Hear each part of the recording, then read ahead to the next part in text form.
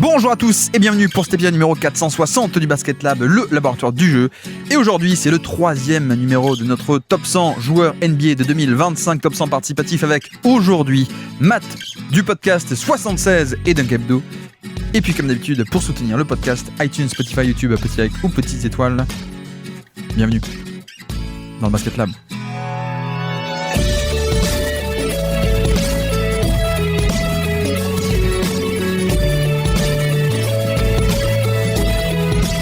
Et donc, on se retrouve pour le 3e numéro de la syllabe, notre top 100 du Basket Lab. Si, en chiffre romain, ça fait 100, et Lab, c'est pour le Basket Lab. Je m'excuse pour ce jeu de mots. En tout cas, aujourd'hui, on reçoit quelqu'un qui, nous sommes mi-septembre, il a vu que Joel Embiid n'est toujours pas revenu sur les terrains, il commence un peu à stresser. C'est Matt, comment ça va, Matt ? Ouais, ça va très bien, merci Guillaume de me recevoir. Et ouais, en plus on commence à avoir quelques vidéos là d'entraînement du compte Twitter des Sixers qui tease un peu Embiid qui rejoue, on le voit sans attelle au genou, donc une espèce de hype qui monte. Après, moi j'avoue que je me fais plus avoir par ça, parce que bon, on verra, parce que Joel Embiid a tellement été en mauvaise santé. Parce que t'es un fan des Sixers, donc tu te fais plus avoir par rien en fait, hein, t'as l'expérience. Ouais. Non mais là où c'est frustrant, c'est vraiment l'année ou jamais, quoi, j'ai l'impression. Faudrait juste qu'il y ait la santé qui soit là, mais Boston n'est pas là, Indiana n'est pas là, il y a peut-être une vraie chance à jouer, quoi. Surtout qu'en plus, les Cavs, c'est bien, mais c'est un peu léger. Donc si t'as un vrai Embiid qui fait du ménage là-dedans, ça peut être cool, quoi, tu vois. Bah ouais, carrément. Non, mais c'est sûr que c'est un peu ce qu'on se dit avec Amine quand on en discute, qui est mon partenaire chez 76. Mais c'est vrai qu'on se dit c'est l'année ou jamais. Il y a tellement, déjà la conférence Est l'année dernière était pas non plus super forte, mais là cette année il y a deux grosses forces, Indiana qui était en finale NBA et Boston qui est un candidat au titre maintenant depuis plusieurs saisons. Deux joueurs majeurs en Haliburton et Tatum qui sont blessés. C'est vrai que tu te dis c'est le moment d'y aller, mais t'as toujours en fait ce point d'interrogation des blessures d'Embiid. Il y a aussi Paul George. Dans quel état on va le retrouver, donc ouais, si tout clique, ça peut faire quelque chose, mais il faut que tout clique, quoi. Ce qui est marrant, c'est que il y a encore quelques semaines, on avait un truc du genre waouh, les Clippers ont laissé filer Paul George, ils sont trop intelligents.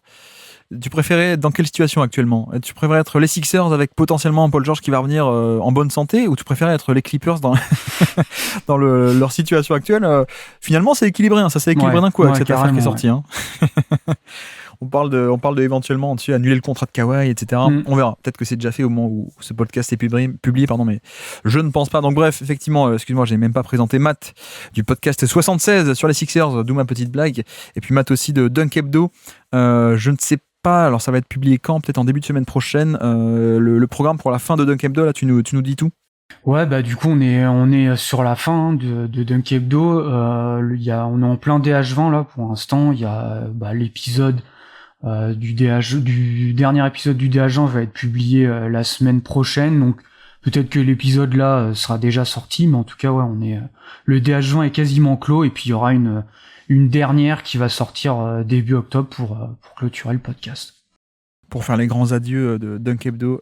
Et voilà, si vous intéresse plutôt un top 20 qu'un top 100, c'est ça, on est un peu fou. Coupez ce podcast. Allez écouter le top 20. Mais voilà, Matt, c'est la première fois que tu es sur ce format. Oui. Tu n'étais pas là l'an dernier, mais en même temps, tu n'étais pas dans le monde de la création de contenu l'an dernier. Mais donc, nouveau format. Je réexplique, on fait un top 100 tous ensemble, un top 100 participatif de plein de médias différents, justement. Et donc, c'est un top 100 où on a une playlist de 100 noms. On l'a fait ensemble sur Twitch avec les auditeurs. Et à partir de cette playlist, on prend à chaque fois 5 nouveaux noms. On en discute et on les rajoute au classement. Donc, on a déjà fait 2 épisodes. On a un top 10. On a classé 2 fois 5 joueurs. Aujourd'hui, on va classer 5 nouveaux. 5 noms qui ont été pris plus ou moins au hasard dans la playlist. Et donc, on a un top 5 à la fin de cet épisode-ci du 3e numéro, petit à petit pour construire top 20, top 25, etc. pour aller jusqu'à 100. D'ailleurs, à propos du classement, nous avons un top 10, je l'ai dit. Est-ce que, avant qu'on commence la QV du jour, est-ce que tu as des premières revendications sur le classement actuel ? Écoute, non, quand je le vois, il y a rien qui m'interpelle. Hein. Je pense que j'aurais fait la même chose. Donc je rappelle, Giannis numéro 1, Brunson derrière, Cade et Banchero ensuite, Sabonis numéro 5, ensuite je pense qu'il y aura un écart après, mais Nembhard numéro 6, Josh Hart, Washington, McDaniels et Al Horford est 10e pour l'instant. Je précise aussi, hein, on a aussi un côté où c'est un top 100 participatif. Donc si on a une liste de best of the rest, des gens qui, si plein de gens disent ah bah tiens il y a tel joueur qu'on a oublié dans la playlist, il faut le rajouter, on finira par le rajouter. Mais non, ma question que j'avais, c'est tu vois, c'est par rapport à Banchero et Sabonis. On avait un peu hésité la dernière fois. Comment tu tranches un peu toi ce côté où on a Banchero qu'on a mis devant Sabonis par rapport notamment au moins de compromis défensifs. Est-ce que ça te plaît comme raisonnement ou tu voudrais un peu changer? Non, en réalité, même Sabonis serait devant, ça me choquerait pas non plus. C'est vrai que ouais, effectivement, peut-être ça se joue sur ça, parce que je pense qu'en créateur d'attaque, on est à peu près sur le même niveau.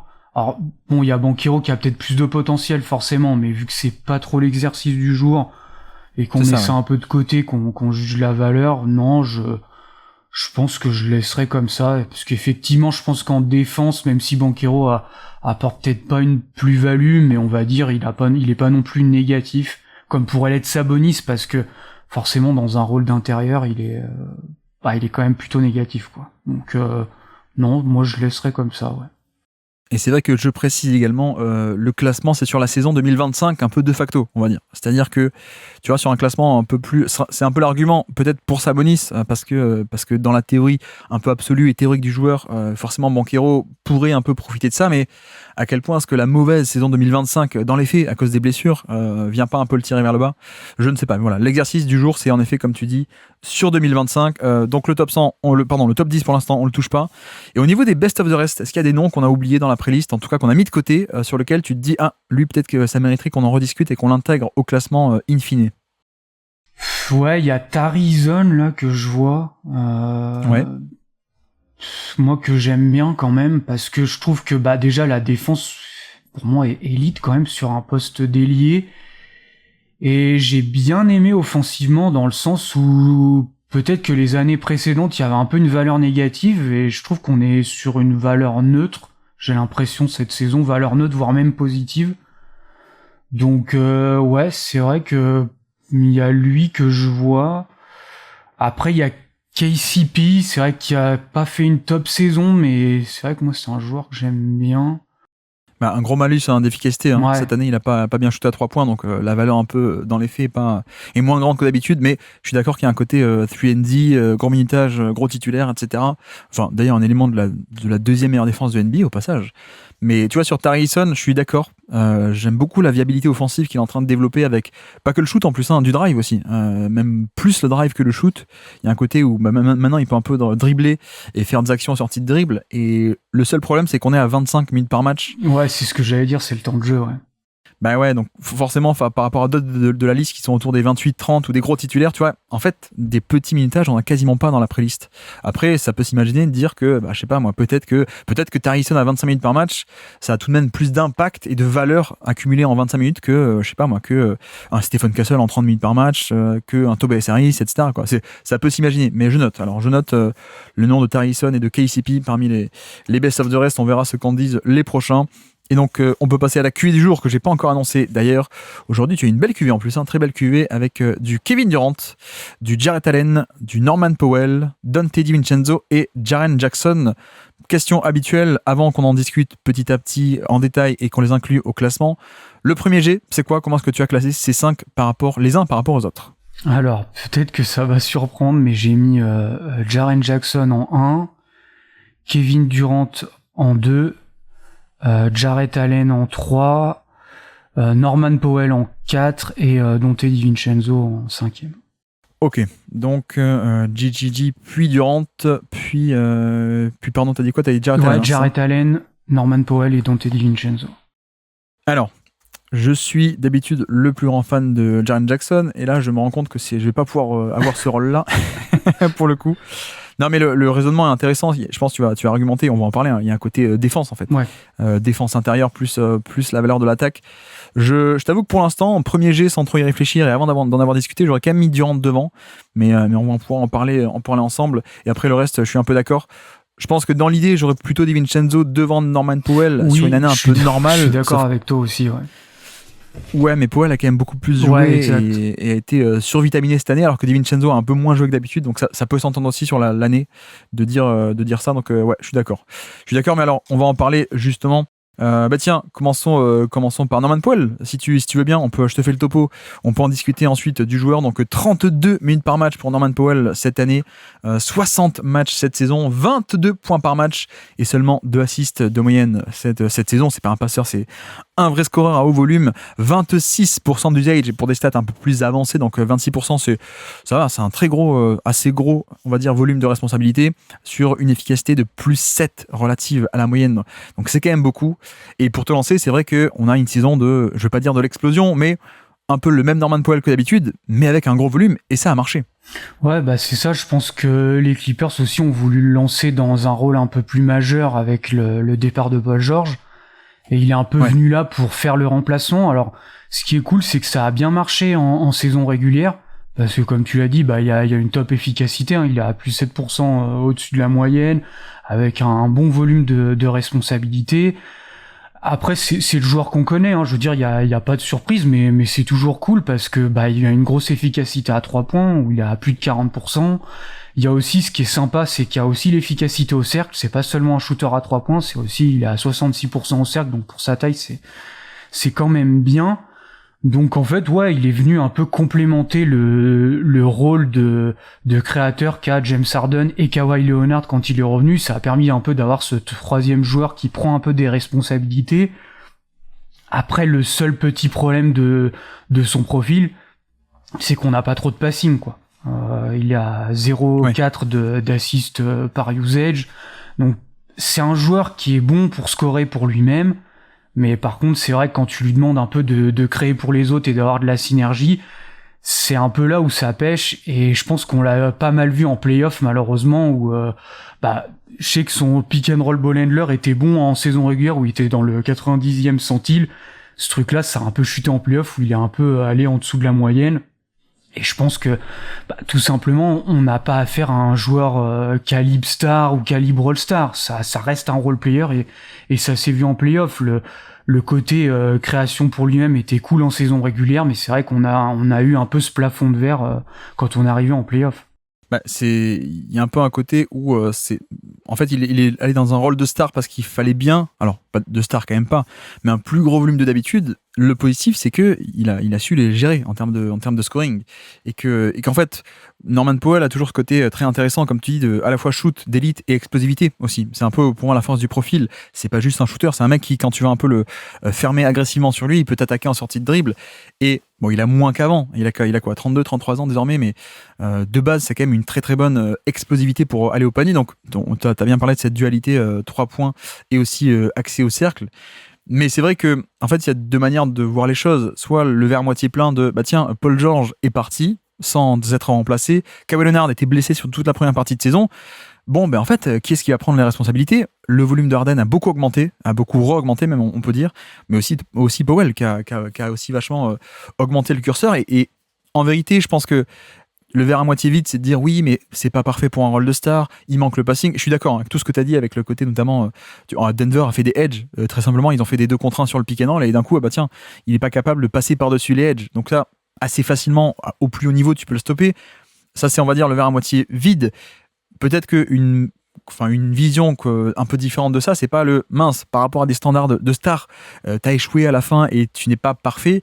L'autre côté, la vision positive, c'est de dire, en fait, il a été un peu, non pas en surchauffe, mais tu vois, un peu surutilisé, et ça a quand même très bien marché. Donc plutôt que voir ça comme une star décevante, j'ai presque envie de voir ça comme un espèce de méga giga top intérim, en fait.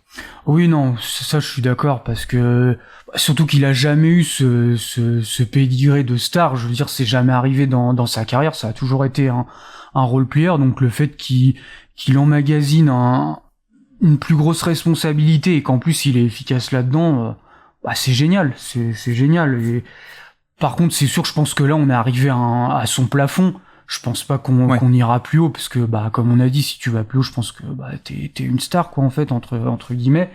Mais comme je pense qu'il faut pas le voir négativement, effectivement, faut le voir positivement. C'est une top saison dans son rôle, on va dire c'est top tier dans le rôle de role player.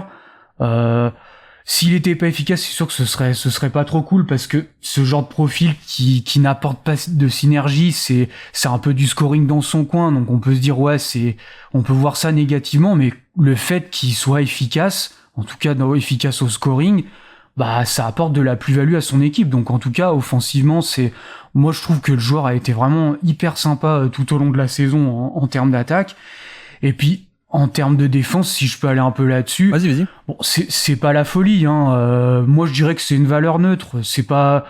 C'est un joueur, des fois, sur certaines match-ups, qui peut même avoir tendance à se faire cibler, mais après, j'ai envie de dire, dans les schémas des Clippers, où ça a été une top défense, je trouve qu'il fait pas tâche non plus, quoi. C'est un joueur qui va, malgré tout, quand même faire les rotations. Comme j'ai dit, peut-être des fois, il peut se faire cibler, mais il arrive aussi à tenir, donc, bon, il n'y a pas non plus un playmaking défensif, mais on va dire, il apporte pas vraiment de plus-value, mais il apporte pas non plus de moins-value. Donc, finalement, il a une valeur neutre en défense, plus tout le bien qu'on a dit en attaque. Donc, non, c'est une top saison quand même pour Norman Powell. Bah, c'est bien que tu ailles là-dessus, parce que je voulais aussi en parler. Je trouve que la défense a un peu glissé, mais en fait, comparé aux jeunes années, et aux très bonnes années de l'époque de Toronto, tu sais, où il était vraiment top, quoi. Vraiment très jeune, hyper mobile, explosif. Et c'était un excellentissime défenseur au point d'attaque, au niveau du ballon. Même navigation d'écran, c'était pas mal du tout. Ça n'a jamais été un mec de défense off-ball. Hein. Ça n'a jamais été un mec qui va faire des actions loin au panier, ligne de passe. Mais en tout cas, au point d'attaque, c'était très bon. Évidemment, maintenant, il a 32 ans. Ça a un peu glissé, mais ça me semble assez normal. Surtout vu en plus peut-être l'ajout offensif de responsabilité. Mais tu vois, je n'irais quand même pas jusqu'à dire qu'il est handicapant ou quoi que ce soit. Donc je te rejoins là-dessus.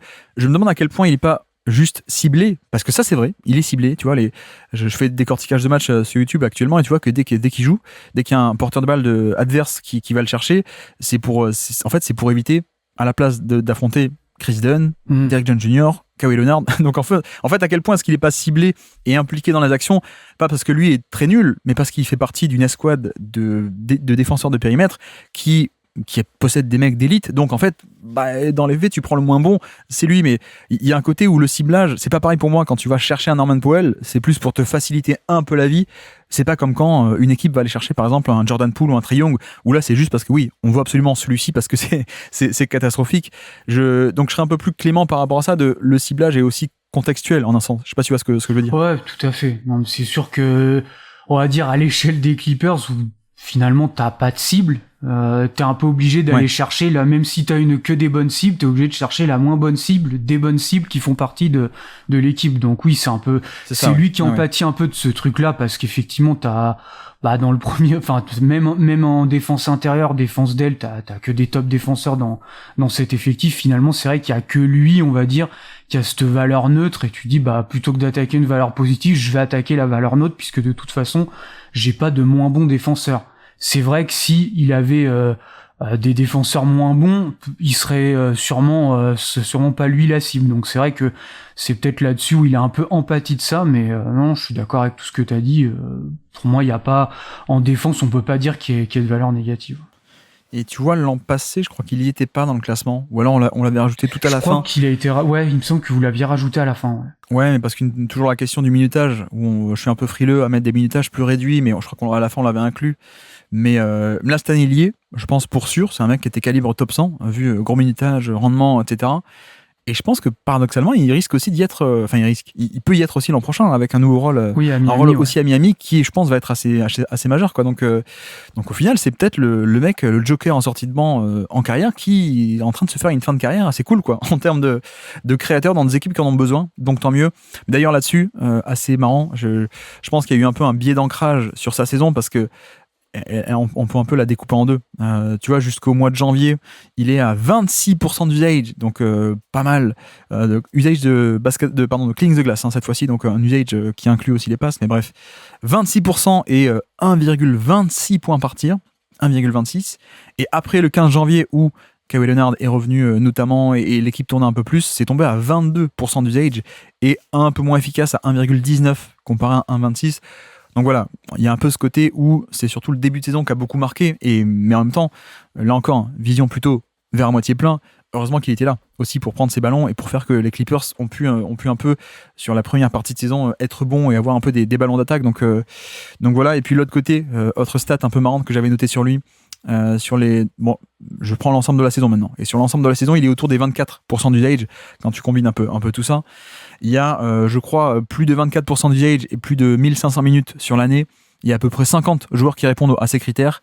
on voit bien la dualité de Powell puisqu'il est top 10 en efficacité sur les plutôt bons volumes de responsabilité. Donc, tu vois, c'est quand même pas mal, quoi.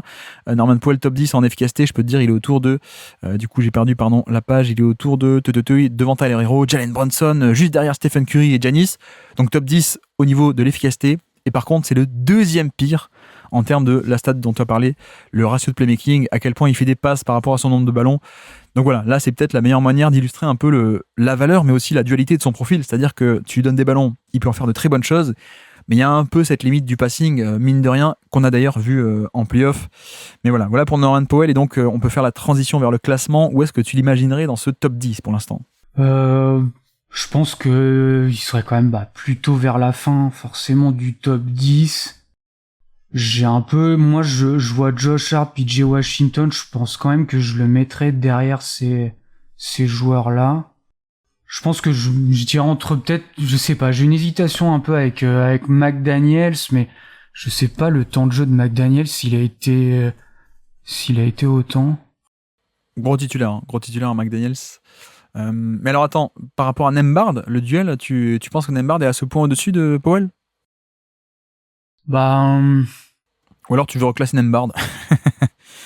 Nembhard, je préfère peut-être quand même un peu plus sa création secondaire que il y a peut-être un poil plus de passing, puis je préfère aussi la défense, on va dire, par rapport à Norman Powell. On va dire qu'on favorise un peu le passing de Nembhard et sa défense, c'est ça. Mais de l'autre côté, tu vois, Powell est quand même beaucoup plus efficace, alors que Nembhard c'est un peu inefficace. Mais Josh Hart aussi, c'est vrai qu'il y a un côté pass scoring, mais rôle extrêmement important. C'est ça, le côté défense, côté connecteur. Donc finalement, derrière McDaniels alors. Derrière le gros titulaire défensif. J'hésite avec McDaniels, parce que McDaniels, il y a la défense, mais c'est vrai qu'il a pas été très efficace cette saison. Ou alors on le met entre les deux. Cela dit, Washington non plus n'a pas été très bon en attaque. Beaucoup de ballons, une présence défensive importante, mais on peut le caler entre Josh Hart et Washington si tu veux. Ouais, ça me paraît pas mal. On peut faire comme ça il est pas trop loin non plus de Nembhard, ça me va. Très bien. Et donc, pour finir, petit quiz. Est-ce que tu le savais qu'il y avait des petits quiz ? Oui. Je te prends pas par surprise. Petit quiz. Nous sommes le 1er mai 2025. Et c'est un dunk en playoff sur 2 joueurs des Nuggets. Qui est sur le terrain ? Es-tu capable de me citer les joueurs sur le terrain au moment de ce dunk sur 2 joueurs des Nuggets ? Alors, James Harden. James Harden est sur le terrain, oui. Kawhi. Oui. Du coup, forcément Norman Powell. Oui. Zubac. Oui. Batum. Batum est sur le terrain, en effet. Et côté Nuggets, alors ? Côté Nuggets, Jamal Murray. Jamal Murray est sur le terrain, en effet, il fait partie des 2 qui se font dunker dessus. Jokic, ouais. Aaron Gordon. Oui, classique. Christian Brown. Oui. Et il m'en manque un. Un podcasteur de folie en ce moment. Un mec qui fait des sorties incroyables cet été, un peu partout sur des podcasts. Il a dit que Jokic était top 5, avait 5 MVP d'affilée. Il fait des sorties aussi un peu autres que le sport. Là, j'ai un trou, là. Il a été échangé cet été. Ah oui, Michael Porter. Oui. Michael Porter. T'as pas suivi un peu les sorties médiatiques de Si, c'est vrai en plus. Si, ouais. Ouais. Il en fait sur intersaison, il est pas mal du tout. Ouais.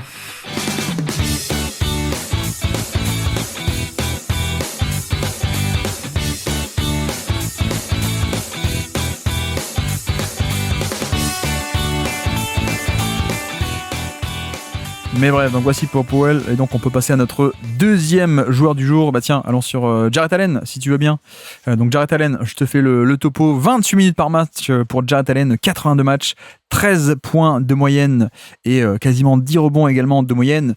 En termes d'usage, de volume, c'est à peine 16%, mais c'est pas un créateur, donc à peine 16% d'usage sur une efficacité de plus 26% relatif à la moyenne.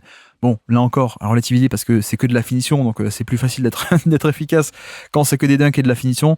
Mais pour te lancer, on est vraiment sur le Jarrett Allen de d'habitude, c'est-à-dire un mec de assez haut niveau dans une raquette où il a un peu moins de minutes que d'habitude. Cela dit, c'est vrai. Oui, c'est un peu ce que je me suis noté. C'est en fait on a un peu le joueur qu'on a depuis ces 3-4 dernières saisons. Je pense que ça a pas trop changé.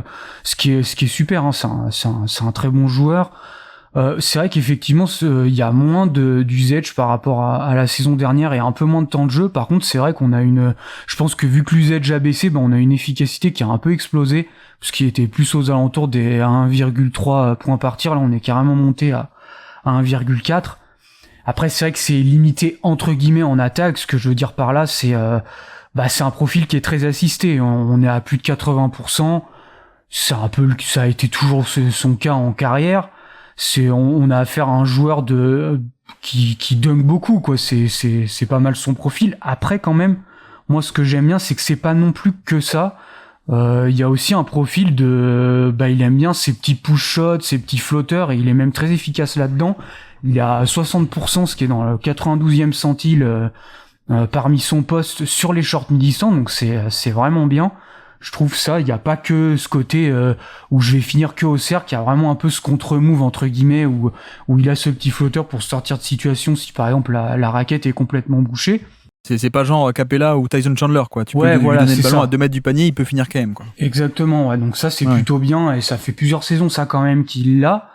Et puis ce qui est toujours sympa avec lui, je trouve, c'est qu'il y a un peu de passing. C'est pas non plus la folie, mais il y a un peu de passing sur short roll. Donc on n'a pas affaire à un joueur qui est unidimensionnel, on a vraiment affaire à une palette qui est plutôt sympathique en attaque. Donc ça c'est bien. Et surtout ce que j'ai bien aimé moi cette saison, j'ai trouvé qu'il avait été mieux utilisé un peu dans le système des Cavs par Atkinson, où en fait avec Evan Mobley il y avait toujours un peu ce problème de spacing la saison dernière ou même les saisons d'avant. Et je trouve que cette année, Atkinson a su bien l'utiliser, où en fait il le faisait souvent partir d'un corner, donc il le faisait spacer par exemple sur un corner, et quand on avait un drive, et lui il venait soit couper au cercle au moment où le joueur drivait, ou alors il venait se présenter justement dans la short mi-distance, où il servait un peu de valve de décompression à son porteur de balle, qui pouvait être servi dans la short mi-distance. Donc ça j'ai trouvé que son rôle était un peu mieux construit, en tout cas. Il pénalisait pas, on va dire, le spacing, parce que Atkinson un peu avait ses schémas un peu plus en mouvement qu'on pouvait avoir les saisons précédentes. Donc ça j'ai trouvé que c'était plutôt cool. C'est ça, ouais. C'est vraiment je pense que c'est un des gros bénéficiaires de la nouvelle attaque de Atkinson, où en fait les joueurs bougent beaucoup, énormément, plus que le ballon d'ailleurs. Paradoxalement, c'est pas non plus 14 passes par match et par possession, mais c'est vraiment un mouvement de joueurs de cut d'un côté et de l'autre, aspirer la défense, contrer un stunt, ou aller, comme tu dis aussi, couper dans le dos du Ned, etc. Et clairement, un profil comme ça qui, on l'a dit, a un peu de flotteur, et c'est pas juste un catch and finish, mais mine de rien, ça reste aussi, pour ce registre de catch and finish, un des meilleurs de NBA, je dirais quand même, en termes d'explosivité, verticalité. Bon, je pense que Davis est un peu au-dessus, toujours. Il y a l'alien, je sais pas quoi en faire de Wembanyama, parce qu'il est un peu moins explosif et vif, mais il est tellement grand que c'est peut-être tout de même la meilleure cible de alley-oop de l'histoire. Mais je pense que Jarrett Allen est un peu à la discussion pour être top 5, quoi, même top 3, top 5 de ses meilleurs finisseurs, quoi. Donc c'est quand même extrêmement cool. Et en plus, tu sais, il a un peu resserré les rotations et réorganisé la hiérarchie. C'est-à-dire qu'il est désormais quasiment j'exagère un peu, mais il est beaucoup majoritairement avec Garland en termes de duo. On a un peu, c'est aussi une des valeurs d'Atkinson, c'est qu'il est arrivé, il a fait son attaque, mais surtout il a dit ok, on va avoir 2 duos, Garland et Jarrett Allen ensemble, et de l'autre côté Mobley et Mitchell. Alors c'est bien parce que Mobley, jeu de main à main, Mitchell, jeu off-ball, donc ça colle bien. Et de l'autre côté, Jarrett Allen, avec, il y a moins de minutes avec Mitchell, mais plus de minutes avec un vrai passeur de pick and roll comme Garland. Et donc le duo fonctionne très bien, quoi. Lui, il va aspirer un peu dans le dos les défenseurs, et donc ça libère des flotteurs ou des pull-ups pour Garland. Et l'inverse, si le défenseur va sur le pull-up ou sur le flotteur, lui peut plonger dans le dos. Donc ça, j'aime beaucoup. Le seul problème, la nuance que je mettrais, c'est que ça joue quand même moins. Ça joue quand même moins que d'habitude. Oui. Mais j'ai envie de dire, c'est pas de sa faute, parce que moi j'aime vraiment beaucoup la qualité intrinsèque du joueur. C'est juste que, on revient sur Atkinson, on est sur un coach offensif qui a priorisé l'attaque, et qui donc, il y a des fois, c'était pas tout le temps, mais il y a quand même des fins de match contre des gros adversaires ou autres, où il n'était pas tout le temps sur le terrain. Parfois lui finissait et Mobley était sur le banc, parfois, mais c'est vrai qu'il y a des fois, il y a des money time où il était un peu plus épisodique, on va dire, parce qu'il fallait plutôt prioriser l'attaque. Donc Mobley est un shooter, Mobley est Dean Wade, Mobley est George Young, ou voilà, n'importe. Mais c'est vrai que parfois il a un peu souffert de ça, et je sais pas comment trop juger ça, parce que je pense que c'est pas relatif à son niveau de jeu. Lui qui a encore 2 ans était à plus, 32 minutes et demie par match, et de 32 et demi on est tombé à 28, mine de rien. Mais c'est pas lui qui coince, c'est pas lui qui est moins bon, c'est juste le contexte et le coach et le fait qu'on préfère aussi l'attaque pour survivre sur des fins de match, quoi. Oui, bah c'est ça. Puis je pense que Atkinson, enfin, on l'a vu, le rôle d'Evan Mobley a quand même un petit peu changé cette saison où ils ont essayé de lui faire prendre plus de responsabilités. Je pense que c'est aussi peut-être un peu lié. Ils se sont dit on va prioriser un peu Evan Mobley. Puis du coup, bah Jarrett Allen a été mis un peu de côté. Et c'est vrai que les années précédentes, bah il y avait un peu, on voyait ces problèmes de spacing, le fait d'avoir Mobley et Allen. Je pense que là, Atkinson, il s'est dit bon bah certains matchs où ça coince un peu ou comme t'as dit en fin de match, bah en fait on va maximiser le spacing. On va mettre que un non-shooter entre guillemets, on va mettre que Evan Mobley.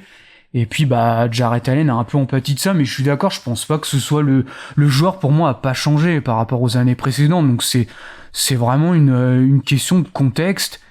Et en plus bah c'est un peu pareil pour la défense. Je trouve que on a toujours le même joueur. On n'a pas affaire à un protecteur de cercle qui fait partie de l'élite, parce que j'ai noté, il inflige moins 7% de perte d'efficacité au cercle, ce qui est cool, hein, c'est même très bien, hein. On n'est pas dans les moins 10 de l'élite, comme je disais, les Gobert, les Wembanyama, etc. Mais voilà, on a affaire à un bon protecteur de cercle, les années précédentes, c'était pareil. Et en plus, ce que je trouve bien avec lui, c'est que on n'a pas juste affaire à un pivot de drop, contrairement, peut-être j'ai l'impression que des fois les gens le perçoivent peut-être un peu comme ça, mais déjà je trouve que cette année il a été encore plus utilisé dans des schémas en switch, mais parce qu'en fait il a la mobilité, mais en fait je trouve que dans les trois schémas, que ce soit drop, switch, edge, bah je le trouve bon en fait là-dedans, et c'est un joueur qui est quand même mobile pour sa taille, parce qu'il est grand, mais je le trouve quand même vachement mobile. Je suis d'accord, hein. Il y a un peu cette image de défenseur de drop, alors que paradoxalement, les match-ups où il a le plus de mal, c'est Zubac, c'est Jokic, c'est Embiid. En fait, c'est du vrai post-up, quoi. Ouais. Donc il y a cette image de c'est un gros traditionnel costaud qui reste en retrait, alors qu'en fait c'est presque un défenseur de switch, hein, qui est utilisé comme ça cette saison, comme tu dis. Donc et ça même, tu vois, alors cette année un peu moins, mais je me souviens même l'an passé, il était placé en match-up principal sur des Kawhi Leonard ou des mecs comme ça, ou des Tatum parfois. De pas après un switch, hein, vraiment, tiens, commence la possession sur Kawhi et sur Tatum. Donc ça dit aussi le niveau de mobilité. Mais même là-dessus, tu vois, moi je trouve, je te rejoins, c'est très très cool. Mais je trouve qu'il y a un peu, j'en ai déjà parlé, donc je vais pas non plus refaire le refrain 18 fois, mais je trouve qu'il a un peu, non pas une cote de désamour, mais Mobley profite un peu d'un aspect plus sexy, quoi. C'est un haut choix de draft, plus de potentiel et tout. Et en fait, au final, depuis le début de la carrière des deux, quand ils fonctionnent ensemble, et y compris en 2025, l'écart est pas si grand que ça entre les moments où il y a que Mobley et les moments où il y a que Jarrett Allen sur le terrain. Donc en fait, je pense que bon, Mobley a eu le déploy, tant mieux pour lui. Mais je pense que l'écart est plus petit que ce que les gens pensent parfois entre la valeur du pivot. Je pense quand même que Mobley est meilleur sur certains aspects, et même au général, ça reste un peu meilleur. Mais il n'y a pas un gouffre non plus. Donc ouais, c'est grosso modo, hein, pour résumer, je pense que le même Jarrett Allen, le même niveau de jeu à cet âge-là, tu le mets, je sais pas moi, aux Lakers d'ailleurs, où il n'y a pas de pivot, je pense qu'il peut taper les 35 minutes par match, tu vois. Et que c'est plutôt contextuel, le petit temps de jeu de cette saison. Mais en même temps, il faut qu'on le prenne de facto, puisque s'il a joué que 28, il a joué que 28, quoi. Oui, bah c'est ça, exactement. Bah même j'étais allé voir, je me souviens leur WoW avec Evan Mobley, donc c'est savoir comment l'équipe performe quand ils sont avec ou sans sur le terrain. J'avais pris un gros sample, j'avais pris les 3 dernières saisons, et en fait quand tu regardes le defensive rating, quand il y a que Evan Mobley ou qu'il y a que Jarrett Allen, en fait il était pareil, il était à 112. C'est ça, ce qui est très bon. Donc je pense que ça, on a quand même un bout de réponse pour se dire, bah en fait ta défense tient et a les mêmes chiffres que ce soit l'un ou l'autre. Donc effectivement, je pense pas qu'il y ait un si gros écart finalement entre les deux. Et juste pour dire aussi, pour nuancer ma propre nuance, il joue moins, mais en fait tous les Cavs jouent moins. Tu vois, Mitchell est passé de 35 à 31 minutes de jeu, Garland de 33 à 30 minutes de jeu, Mobley aussi est à 30. Donc finalement, tu vois, Jarrett Allen à 28. Quand tu lis un peu, quand tu fais la liste un peu des 4 joueurs stars, en fait c'est tout le monde qui joue moins. Donc il y a moins un effet sensationnaliste, de il joue que 28 Jarrett Allen. En fait tout le monde joue moins, en partie parce qu'il était tellement bon qu'il y a des fois la majorité des matchs, en fait l'affaire était pliée très tôt. donc tu pouvais les sortir et ils jouaient pas beaucoup. Mais il y a aussi un côté plateau, en fait, de rotation avec, on l'a bien dit, hein, des minutes avec Mobley et Mitchell, d'autres avec Garland, Jarrett Allen, même sur les postes intérieurs ou même d'ailier, tu vois. On a un partage des minutes entre Max Strus et Hunter, les deux sont à 25 minutes par match, ou avant c'était Caris LeVert aussi qui était à 24 ou 25, Dean Wade, pareil, qui est autour des 20, George Niang autour des 20, Ty Jerome autour des 20, Sam Merrill autour des 20, Isaac Okoro autour des 20 minutes par match quand il jouait. Enfin, en fait, le petit temps de jeu est aussi un choix collectif, quoi. Donc faut pas non plus trop le taxer, je pense, Jarrett Allen, parce que c'est pas lui où son seul temps de jeu s'est effondré, c'est un peu tout le monde, mais parce que l'équipe est tellement bonne et que voilà, il y a tellement aussi de bons joueurs que avec cette profondeur on a pu un peu faire tourner. Donc très bien, je pense qu'on a fini le portrait, et donc faisons la transition vers le classement. Où projette-t-on ce Jarrett Allen alors? Bonne question. Là, comme bon, déjà ça... on est après Sabonis, je pense, ou pas? Où est-ce qu'on est niveau Sabonis? Ouais, j'aurais fait par là, moi, je pense. Derrière les créateurs Cade, Banchero et Sabonis, je pense que niveau création, en plus on l'a dit, petit temps de jeu, donc de facto moins de valeur accumulée par match, on va dire. Par contre, ouais, je pense que je le mettrais devant Nembhard quand même. Mais tu vois, moi quand je vois ça, je me dis, j'aimerais bien qu'il soit un peu à côté de Josh Hart. Mais est-ce qu'il ne faudrait pas du coup inverser Nembhard et Josh Hart par rapport à... Ouais, c'est possible. Finalement, Josh Hart joue aussi énormément. Il a plus de compromis, mais tu vois, il y a presque plus débat pour moi entre Josh Hart et Jarrett Allen qu'entre Jarrett Allen et Nembhard, à mon avis. Parce que Nembhard, les playoffs sont fantastiques, mais il n'y a pas que les playoffs qui existent, quoi. Il y a aussi la saison régulière où il n'y a pas de spacing, il n'y avait pas de... Ouais, puis je regarde l'efficacité de Nembhard, elle est pas folle en plus. Ah oui. Ouais, parce que le mettre derrière Nembhard, ça me dérange un peu quand même. Ça me dérange un peu. C'est ça. Donc on le colle entre Sabonis et Josh Hart, on reclasse. Ouais, on peut faire ça. Ouais. Donc Sabonis, puis Jarrett Allen, puis Josh Hart, puis Nembhard. Et comme ça, Nembhard et Powell sont à côté en plus, comme on discutait aussi tout à l'heure. Ouais. Ok, très bien. Tu as conscience au fait, Matt, que tout ce qu'on fait aujourd'hui va être annulé par les prochains intervenants. C'est un peu le jeu. Ouais, ça c'est un peu logique, quoi. Les classements, c'est toujours compliqué. Hein. Ah, c'est la logique du classement participatif. Tout le monde participe. Il faut bien que... c'est un peu l'idée. Bon bref, passons au petit quiz. Qui est sur le terrain, Matt, nous sommes le 30 décembre 2024. Et c'est un méga dunk en plein dans la raquette, hyper méga joli dunk agressif contre la raquette des Golden State Warriors à Golden State.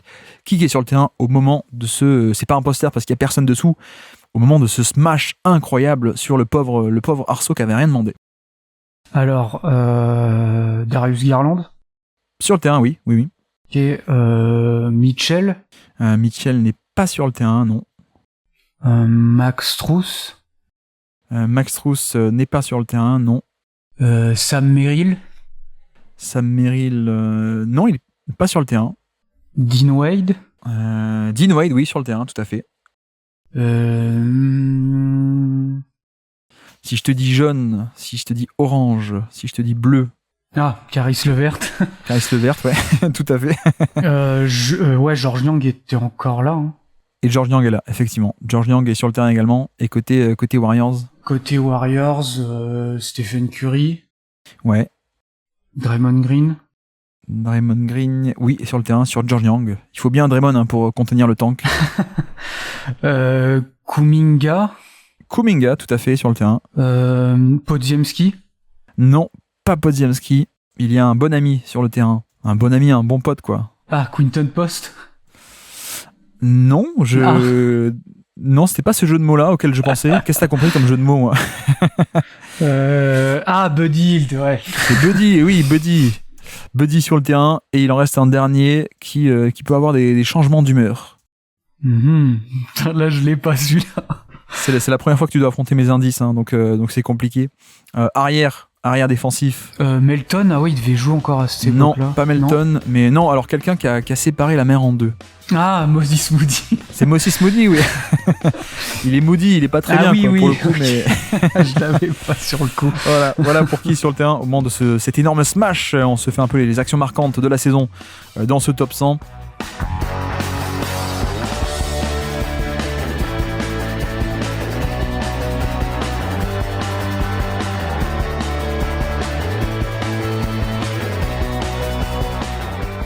Et donc passons à notre troisième joueur du jour, on peut passer sur Donte DiVincenzo, 26 minutes par match, donc minutage un peu plus réduit, mais on va en parler, on va en discuter.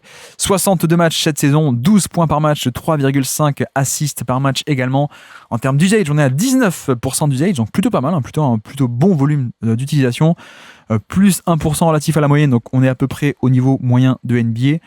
Et c'est vrai que pour te lancer, je trouve qu'il mérite d'être là parce que le minutage n'a pas l'air si gros que ça, mais il y a quand même des périodes de la saison où, quand il n'était pas blessé, il était titulaire avec un gros temps de jeu. Ouais, bah complètement, mais en plus c'est vrai que moi c'est un joueur que j'aime beaucoup parce que bah déjà pour moi c'est un peu le rôle de connecteur, et puis je trouve qu'il fait un peu partie de l'élite en fait dans ce rôle de connecteur, parce que en fait ce qui est sympa avec lui c'est que t'as pas juste le connecting ou déjà ce qui est cool avec lui c'est qu'il y a le passing de connexion. Donc quand t'as un premier décalage qui est créé, bah lui il va pouvoir te l'amplifier, et ça c'est vraiment bien. Je pense qu'en plus il fait quand même partie des meilleurs en termes de passing, de connexion. Mais en fait ce qui je trouve la plus-value par rapport à ça, où des fois on a ces connecteurs qui ont ce passing là mais qui n'ont pas le shoot. Et en fait lui ce qui est hyper sympa c'est que bah lui il a le shoot quoi.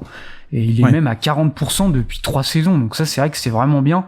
Ça permet un peu de rajouter une compétence, j'ai envie de dire, mais c'est surtout que il y a des fois des connecteurs où les défenses vont pas les respecter, et quand ils reçoivent le ballon, ils peuvent juste attaquer le close-out. Bah lui, il a un peu cette double menace où il peut à la fois attaquer le close-out, mais aussi il a cette capacité de shooter, et même j'ai envie de dire, bah les défenses sont même pas trop intérêt à l'abandonner vu son shooting, donc ça c'est bien.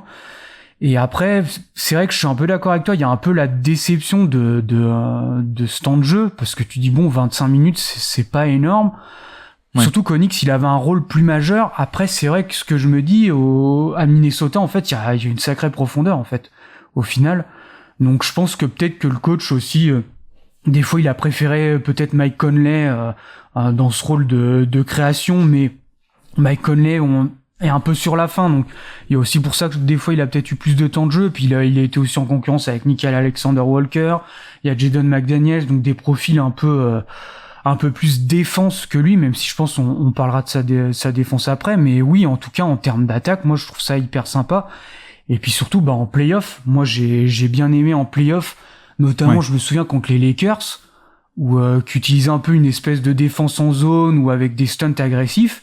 Et ce que faisaient les Wolves, tout simplement, c'est quand Edwards avait la balle, ils plaçaient à une passe près DiVincenzo, et en fait, ils arrivaient à punir comme ça. Lui, il avait soit la menace du shoot, comme j'ai dit, ou alors, après, il pouvait attaquer un close-out et faire amplifier ce décalage. Donc, il a un rôle, je trouve, très précieux aujourd'hui en NBA, quoi. C'est vrai que contre les Lakers, il y avait cette défense en switch de la part de Redick et des Lakers, et donc Edwards allait chercher facilement soit Austin Reeves, soit Luka Doncic, et comme tu dis, quand tu mets un shooter de type DiVincenzo à une passe près, quand l'aide vient et lui est abandonné, il peut punir. Mais surtout, ce que je trouve intéressant, c'est quand l'aide venait, lui pouvait aussi couper dans le dos de l'aide, ou alors venir depuis le côté faible, proposer une option de passe en coupant dans le dos de la défense, etc. Donc moi je trouve que c'est un peu son super pouvoir, et je me demande à quel point est-ce qu'on n'arrive pas totalement à le mesurer, et que tu vois, on dit bon ok, c'est un top role player, c'est l'élite des role players. Presque, moi il y a des fois où je pense qu'on sous-estime son impact, parce que c'est pas juste un role player génial, quoi. J'ai l'impression qu'il y a des fois c'est lui qui crée l'action de nulle part, parce que quand t'as une situation qui est un peu bloquée quelque part à droite ou à gauche, et que c'est littéralement le mouvement, le démarquage de DiVincenzo qui vient, propose l'option de passe, qui le rebascule de l'autre côté, nous on se dit bon ok, c'est une extra passe, mais en vrai sans ça l'action n'existe pas. Donc en fait c'est de la création en un sens, tu vois. Et je me demande à quel point est-ce qu'on sous-estime pas certains profils de connecteurs d'ultra élite comme ça, qui le font off-ball, mais qui en fait par moment peuvent approcher d'un type de création et de la valeur d'action de création qu'on attribue d'habitude plus facilement, parce que visuellement c'est plus simple de dire voilà, un porteur de balle de pick and roll, on le voit faire un pick and roll, à la fin il y a un panier, on se dit voilà, c'est créé par lui. Mais tu vois, c'est plus subtil, et je suis pas sûr qu'on arrivera jamais à bien le mesurer, parce qu'on n'a pas les outils, que il y a les on-off, mais c'est pas assez, etc. Mais parfois, j'ai presque l'impression de me dire, mais est-ce que DiVincenzo, je vais exagérer volontairement, mais est-ce que c'est pas genre un top 40, top 50 NBA quand il est en forme et quand il joue beaucoup, et quand en fait il te crée des actions qui sans lui n'auraient pas existé, plus la défense. Est-ce que c'est pas juste un mec d'élite, quoi, entre cette création indirecte, entre cette défense et entre le shoot d'élite? Le package est quand même sublime, quoi.